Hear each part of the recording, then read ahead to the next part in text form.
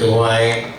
آپ کا خصوصی شعبہ صحت ہے, دلچسپی کا, تو اس معاملے میں آپ سے گفتگو کریں بھائی احسن جبار صاحب.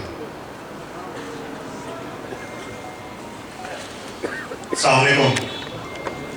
بہت شکریہ. سب سے پہلے تو میں ہمارے جو لیڈرز ہیں اس گروپ کے, عرفان اسلم پری صاحب اور طارق ریاض صاحب, جن کی وجہ سے میں نے ایگری کرا اس گروپ کو جوائن کرنے کے لیے. تو میں کوئی بہت زیادہ سیاست کے اندر جو ہے نا وہ شوق نہیں رکھتا, ریفارمز کے اندر ضرور شوق رکھتا ہوں. لیکن تو جب مجھے اپروچ کیا کہ ہم لوگ جو ہے وہ ٹیم بلڈ کر رہے ہیں, تو میں نے کہا کہ یہ ایک پلیٹ فارم ایسا ہے جہاں پہ مجھے ایک انفنشڈ بزنس کو جو ہے نا وہ کمپلیٹ کرنے کا موقع مل رہا ہے. وہ انفنشڈ بزنس یہ ہے کہ آج سے 1.5 سال پہلے جب کووڈ پیک پہ تھا تو D M S medical centre ہے ایک, جو کہ پچھلے کم سے کم 10-12 سال سے جو ہے وہ بند پڑا ہوا ہے. اور میں نے اس بلڈنگ کی بارے میں جب معلومات کری حلقے کے لوگوں سے, وہاں کے جو رہائشی ہیں, تو ان میں سے بہت سارے لوگوں نے کہا کہ جی جب تک یہ ہاسپٹل چلتا تھا تو ہم یہاں پہ وزٹ کرتے تھے, جاتے تھے, ہماری فیملیز بھی جاتی تھیں, ہم بھی جاتے تھے, لیکن اب بند پڑا ہوا ہے. تو میں نے کہا آپ لوگوں نے جاننے کی کوشش کری کہ کیوں بند پڑا ہوا ہے, تو سب نے کہا کہ ہمیں نہیں معلوم. تو میں اس بلڈنگ کے اندر واک ان کر گیا, اس کی پوری ویڈیو بنائی. وہ تقریباً 20,000 اسکوائر فٹ کی بلڈنگ ہے, اور اس میں جو ہے وہ پچھلے 10 سال سے وہ بلڈنگ خالی پڑی ہے. ارد گرد سے معلومات لی کہ بھائی یہ کیوں بند پڑی ہے. تو to cut the long story short, معلوم یہ ہوا کہ جی ایک ابھی پہلے بھی ایک صاحب کا نام لیا گیا تھا جو کہ جو ہے وہ ہرڈل بنے ہوئے ہیں ہماری برادری کی ترقیات میں. ان صاحب کو میں جانتا بھی نہیں تھا آج سے 1.5 سال پہلے. تو مجھے جب ان کا نام لیا گیا کہ جی یہ ڈی ایم ایس کی سوسائٹی کے کرتا دھرتا ہے تو آپ ان سے رابطہ کریں, میں نے انہیں کال کری, مختلف لوگوں کے تھرو کال کرائی. یہاں پہ بہت سارے معززین بیٹھے ہوئے ہیں جن کو میں نے ریچ آؤٹ کرا کہ ہم اس ہاسپٹل بلڈنگ کو, خاص طور پہ کووڈ کے لیے, میرے کئی جاننے والوں کا انتقال ہوا, تو جب وہ کووڈ میں تھے تو آپ سب لوگوں کو پتا ہے کہ 1-1 لاکھ روپے پر نائٹ جو ہے وہ ہاسپٹل چارج کر رہے تھے. بیڈز نہیں مل رہے تھے, اور اگر مل رہے تھے تو وہ بہت مہنگے مل رہے تھے. اور ادھر at the heart of our community ایک ایسی پراپرٹی جو کہ اس وقت کچھ بھی نہیں, اگر وہ صرف کووڈ کے لیے اس بلڈنگ کو ریوائیو کر دیتے تو وہی ایک بہت بڑی خدمت ہوتی ہے اپنی برادری کے لیے, جو کہ انہوں نے انکار کر دیا کہ جی یہ بلڈنگ جو ہے یہ تو نہیں کھل سکتی.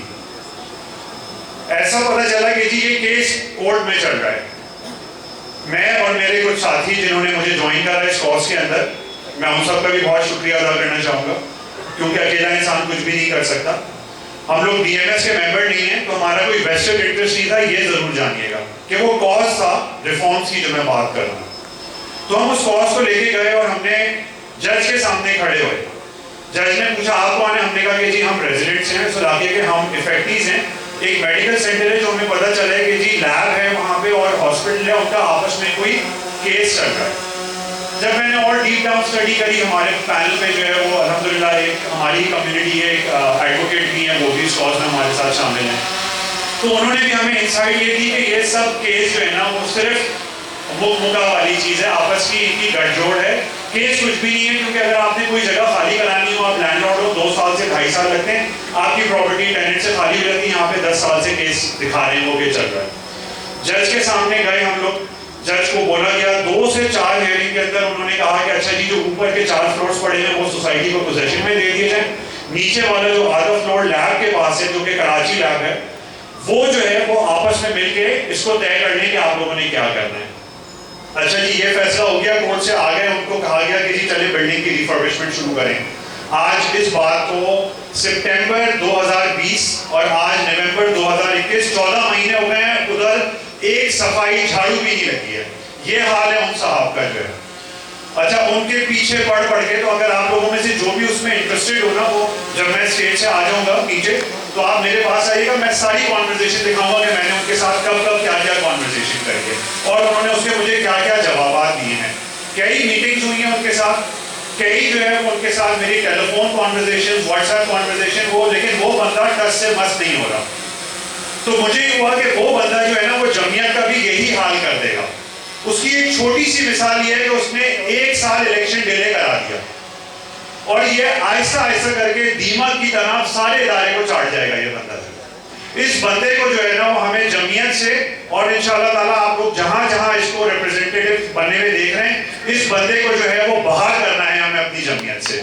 میں کہتا ہوں کہ ان کے جو ساتھی ہیں نا وہ بھی برے بن رہے ہیں اس بندے کی وجہ سے. تو اگر ادھر کوئی اچھا کام کرنے والا بھی ہے نا, تو میں نے جیسے اپنی اسپیچ میں شروع میں کہا تھا کہ میں اپنے لیڈرز کو دیکھ کے میں نے اس گروپ کو جوائن کرا ہے. میں سیاسی آدمی نہیں ہوں, لیکن میں نے یہ جب دیکھا, جب میرے حلقے احباب میں مجھے لوگوں نے, ہر کسی نے عرفان اصلی پری صاحب اور طارق ریاض صاحب کی تعریف کری, تو میں ان کو ویسے جانتا تھا لیکن اتنا ڈیپ نہیں جانتا تھا. لیکن جب میں نے ان کے بارے میں کسی سے بھی سوال کیا تو ہر کسی نے ان کے بارے میں ایک اچھا اوپینین دیا. اور ایک وہ بندہ ہے, اور میں آج تک ایک بندہ ڈھونڈ رہا ہوں جو مجھے کہے کہ احسن یہ بندہ جو ہے نا وہ اچھا ہے, جن صاحب کی میں بات کر رہا ہوں, جو کہ دیمک کی طرح جو ہے وہ ہماری کمیونٹی کو کھا رہا ہے, وہ بندہ جو ہے. تو میری آپ سب لوگوں سے گزارش ہے کہ ہم لوگوں نے, تو میں نے یہ کاز کیوں پھر ٹیک اپ کیا, میں ادھر آیا, میں نے کہا کہ دیکھیں بات یہ کہ جب غلط لوگ آگے آ رہے ہوتے ہیں نا تو اچھے لوگ پیچھے ہٹ جاتے ہیں, یہ اچھے لوگوں کی برائی ہے. وہ کہتے ہیں کہ جی ان کو منہ کون دے گا, تو بھائی میں آپ لوگوں کو یہ بتا رہا ہوں کہ میں ان کو منہ بھی دینے کے لیے تیار ہوں, اور وہ جو کچھ لے کر آئیں گے اس سب کو دیکھنے کے لیے بھی تیار ہوں, اور ان کو منہ دینے کے لیے پورا تیار ہوں. تو اگر کوئی, کیونکہ ہمارے اکثر لوگ کہتے ہیں کہ اپنی عزت بچا کے سائڈ پہ کھڑے ہو جاؤ, گندے کے ساتھ گندا ہونا پڑے گا, تو میں وہ گندے کے ساتھ میں گندا ہونے کے لیے تیار ہوں کہ وہ بندہ جو ہے وہ اگر ادھر سے چلا جائے, مجھے کوئی عہدہ نہیں چاہیے اس سوسائٹی کے اندر, میں بغیر عہدے کے بھی کام کرنے کے لیے تیار ہوں, میں بغیر کاؤنسل میں آئے کام کرنے کے لیے بھی تیار ہوں. لیکن ایک صرف یہ تھا کہ ایک کاز تھا, جب تک آپ پلیٹ فارم پہ نہیں آتے, آپ اپنی آواز دوسروں تک نہیں پہنچاتے تو لوگوں کو پتہ نہیں چلتی ہے یہ بات. تو میں ایک مرتبہ پھر شکریہ ادا کروں گا اس پینل کا کہ انہوں نے مجھے موقع دیا ہے, اور انشاءاللہ تعالیٰ میں آپ لوگوں کو اپنی استطاعت میں بھی اور اس پینل کی استطاعت میں بھی ہم انشاءاللہ تعالیٰ بہت بہتر کام کر کے دکھائیں گے, بہت بہتر انشاءاللہ تعالیٰ. بہت شکریہ احسن, اور انشاءاللہ جو انہوں نے کہا ہے کہ بہتر کام کر کے دکھائیں گے تو انشاءاللہ دکھائیں گے.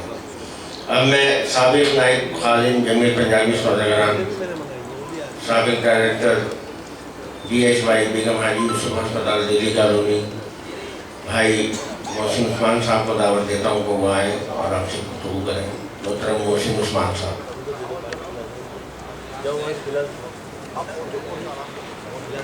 السلام علیکم, میرا نام محسن عثمان ہے اور میں خدام پینل کا ایک ساتھی ہوں. ایک شعر یاد کر کے آیا تھا اور سنانا چاہتا ہوں, بھائی طاہر نے اجازت دی کہ سنا دیجیے.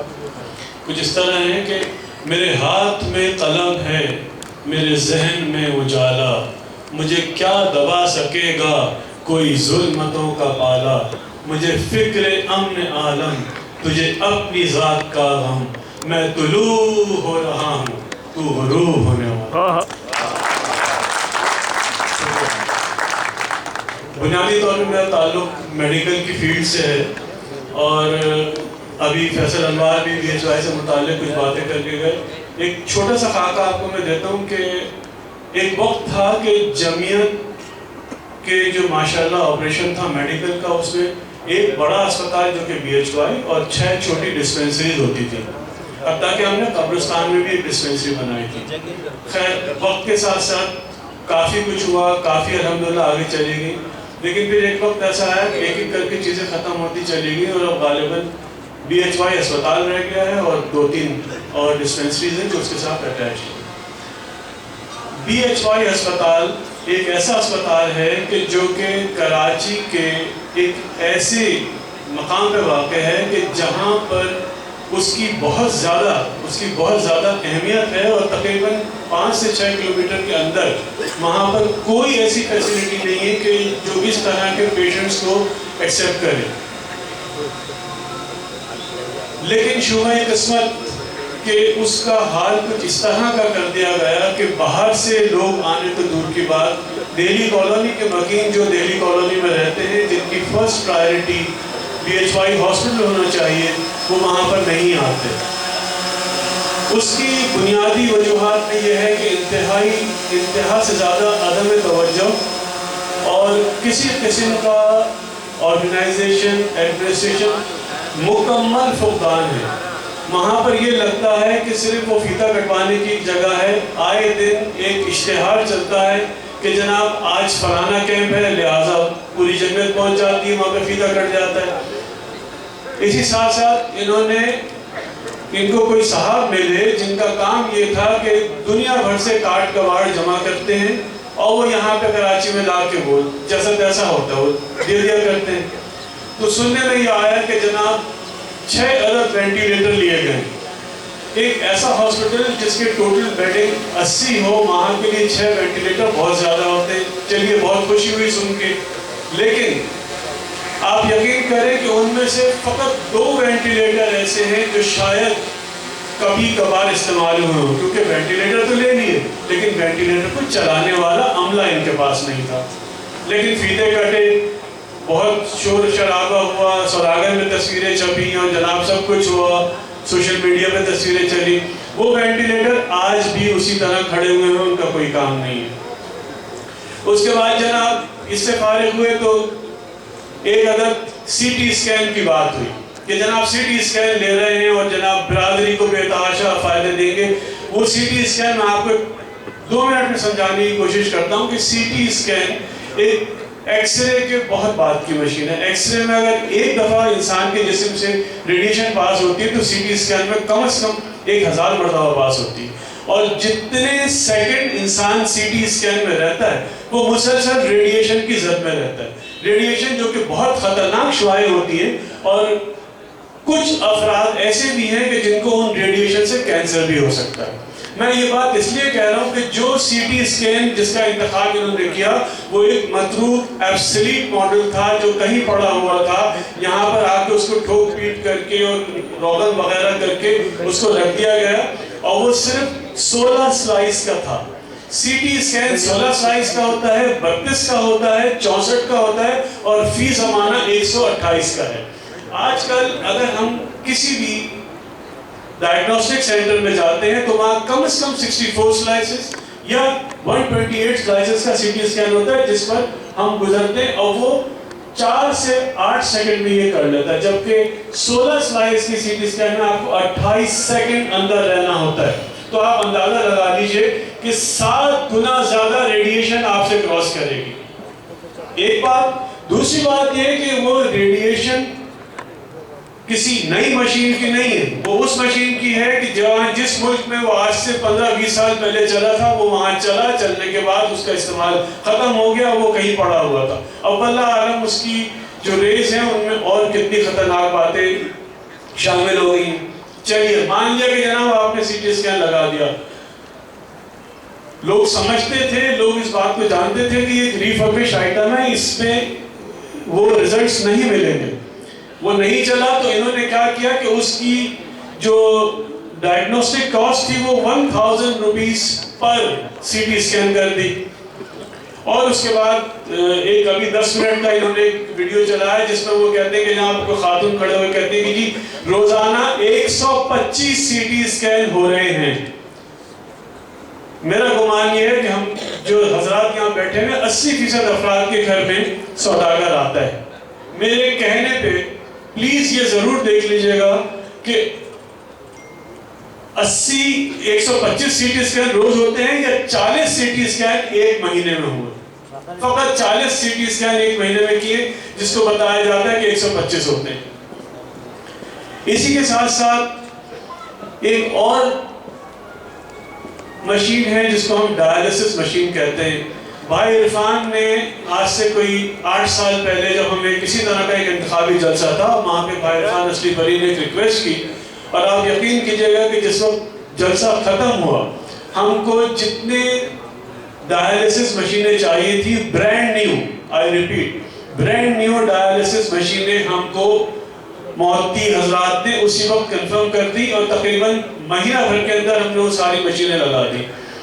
مشینیں بہت طریقے سے چل رہی تھی، اس میں سارا کام صحیح ہو رہا تھا۔ اللہ کا کرنا یہ ہوا کہ ایک دن الیکٹرک سپلائی بہت زیادہ آ گئی، جس کے نتیجے میں کیا ہوا کہ 3 یا 4 جو ڈائلیسس مشینیں تھیں ان کے سینسر چل گئے۔ بہت سینسیٹیو مشین ہوتی ہے، 12.5 لاکھ روپے کی ایک مشین تھی، اور اس کو ہم بہت احتیاط سے چلاتے تھے، اور ہم نے اس کا معاہدہ کمپنی سے کیا ہوا تھا کہ ہر وہ چیز جو اس میں خراب ہو یا کچھ ہو تو وہ کمپنی کرے گی۔